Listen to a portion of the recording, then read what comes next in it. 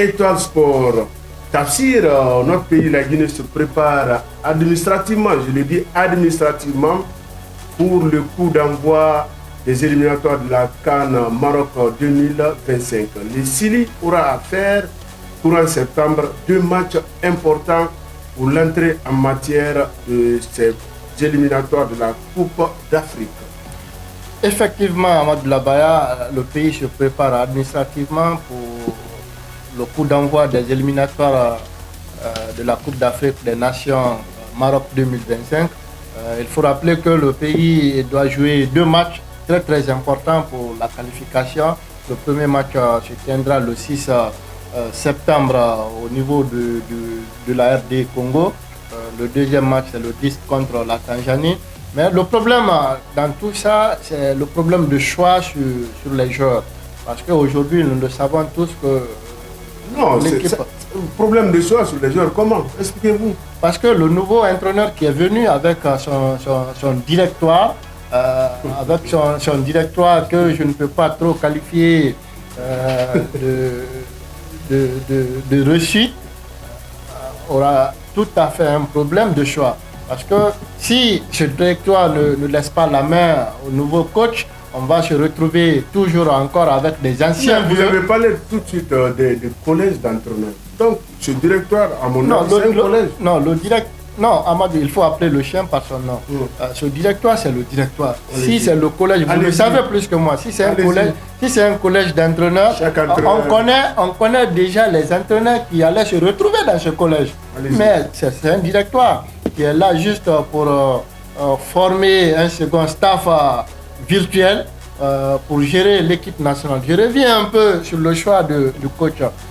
Moi, ce que je peux dire, le coach Charlie doit être très responsable, doit savoir qu'il gère aujourd'hui le football de toute une nation qui compose plus de 12 millions, 13 millions de personnes. Il doit être très responsable, sérieux dans le choix des joueurs.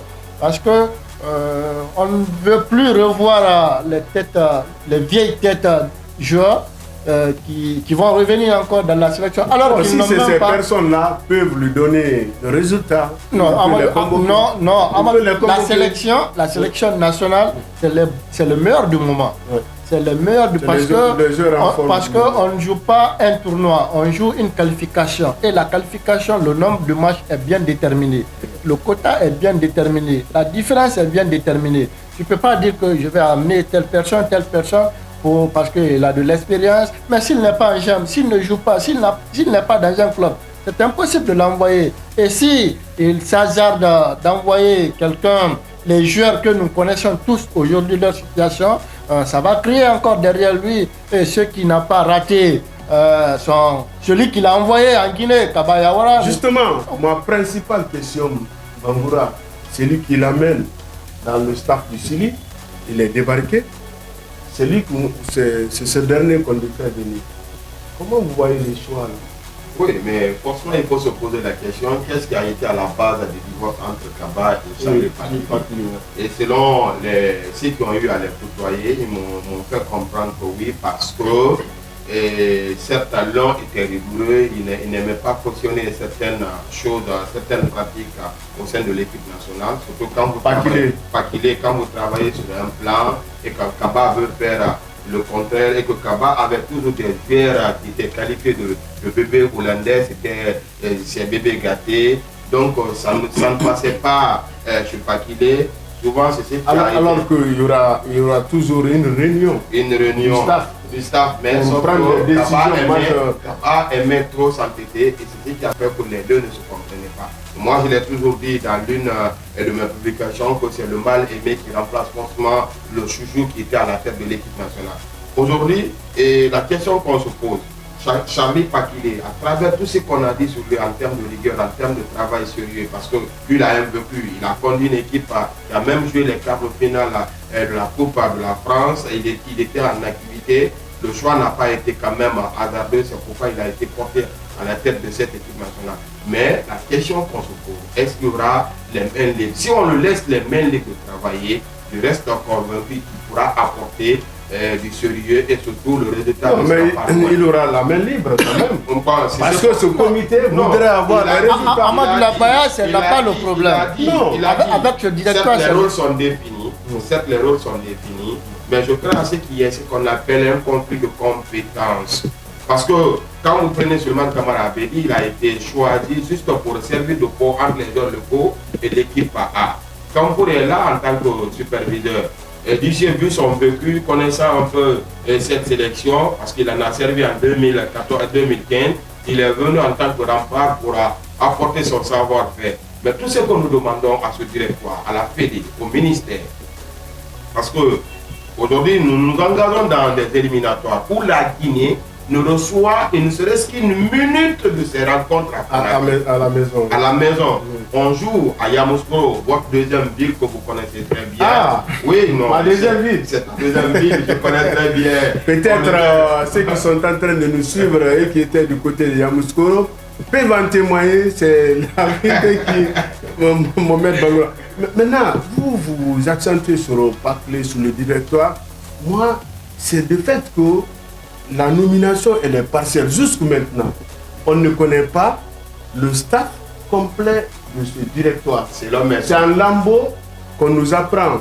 Déjà, le 7, à la réunion du 7 nous a montré que Ousmane Dekazier, le team manager, on nous dit tel est intendant, tel est préparateur des gardiens.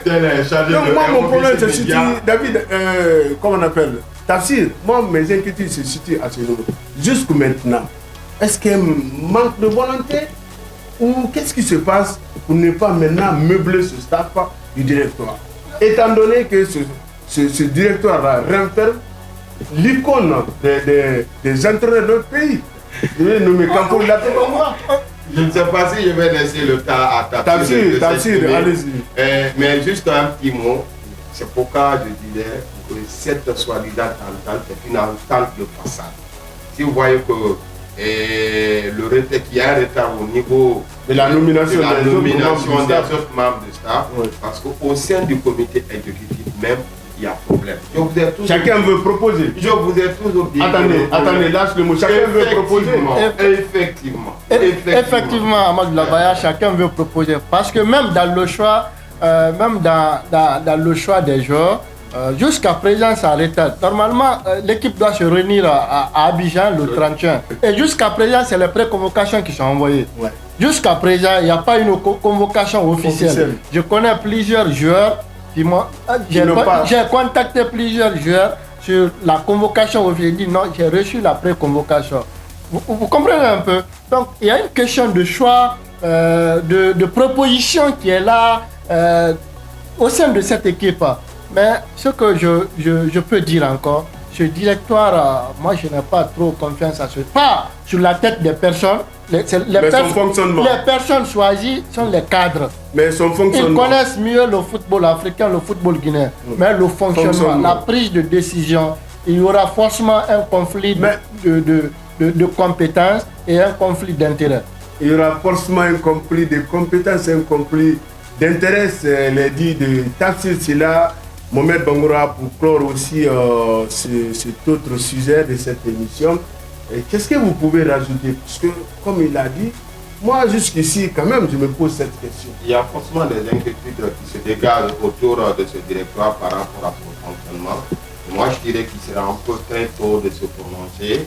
Et on attend la publication de la première liste tant attendue de Charlie Pakilé et surtout le reste du staff technique, parce que tout ce que nous sommes en train de dire aujourd'hui, ce sont des suspicions, rien n'est encore officiel.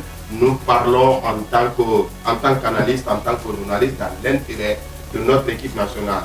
Et ce que nous pouvons retenir. Même si des fois c'est très mal aussi apprécié à l'extérieur. Le fait de parler de tout, c'est... Oui, mais attention. Le journaliste a une particularité. C'est lui qui provoque. Le journaliste a une particularité.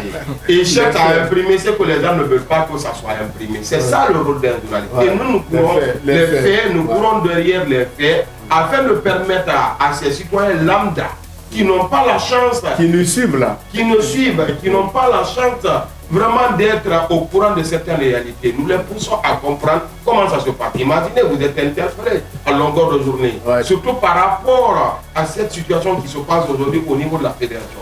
Nous avons un directoire, je vous ai toujours dit, quand l'équipe nationale de Guinée joue, tout le monde se sent concerné. De Bolbiné, on se rappelle du stade mythique de Yamoussoukro quand ça chantait la paix. Tout le monde était en liesse. Mohamed, les chances maintenant du Sili, malgré qu'on ne connaît pas jusqu'ici, comme l'a dit Tafsir Silla, les chances du Sili face à la RDC et la Tanzanie très prochaine. Vous savez, quand vous vous engagez dans un tournoi qui s'appelle aujourd'hui, moi je peux le qualifier de tournoi parce que c'est en 6 matchs. C'est un tournoi très serré. Il faut commencer par une très bonne entame. Cette entame, dans cette poule, quand vous prenez, nous avons des retrouvailles, nous avons des matchs de revanche, mais aussi des matchs de confirmation. Peut-être le seul petit poussé dans cette poule qui est aussi méconnu par les Guinéens, mais qui fait un travail sérieux sur le plan national, c'est la Tanzanie.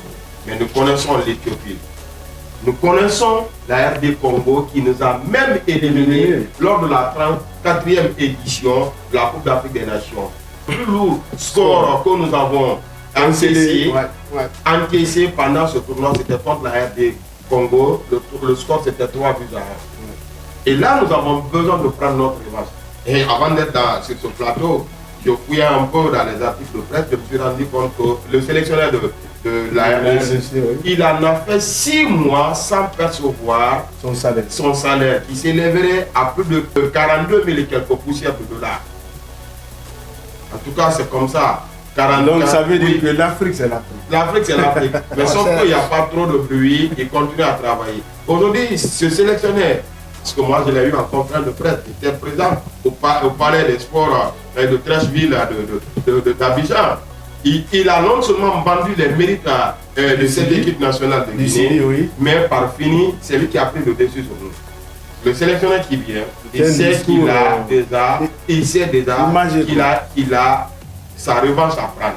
Et là, il faut choisir les heures les meilleures du moment et les heures performantes du moment. Et sur cette liste, vous ne serez pas surpris du renforcement des retours. Et nous avons d'énormes chances si nous commençons. La jeunesse, la jeunesse, mais ça sera mélangé. Mais sur la VH aussi. Il est dans le secret du directoire. Il est dans le secret du directoire. Oui, Tafsir, la chance contre la Tanzanie et la RDC. La chance pour la Guinée contre la RDC, c'est que nous, en tout cas, côté journaliste, côté presse, nous connaissons les meilleurs du moment. À moins que le directoire ou bien le sélectionneur national se trace encore une autre route pour aller vers la RDC. Sinon, nous connaissons tous les meilleurs du moment, les joueurs les meilleurs du moment qui peuvent faire l'affaire pour le Sili. Mais ce que Bangour a dit est très très important.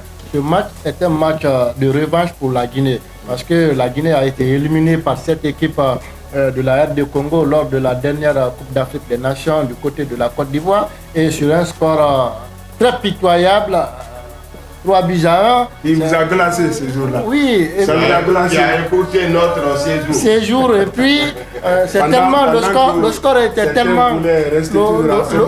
Le fouet était tellement... Fimbou.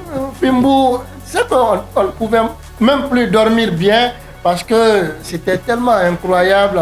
On ne s'attendait pas. Et si on a cette occasion aujourd'hui encore de rencontrer cette même équipe de la RD Congo, les joueurs, le directoire, le staff technique doit se mettre à l'œuvre pour faire un match de revanche. Un match de revanche d'une compétition à une autre. Nous sommes vers la fin de cette émission sur Étoile TV. Nous avons parlé des préparatifs du Sili qui doit en découdre le 6 septembre prochain à Kinshasa contre la République démocratique du Congo et le 10 septembre au stade de Yamoussoukro. Et retenez que la technique a été assurée par Djibril Souma et toute son équipe. Merci et très prochainement dans l'émission en langue le week-end prochain.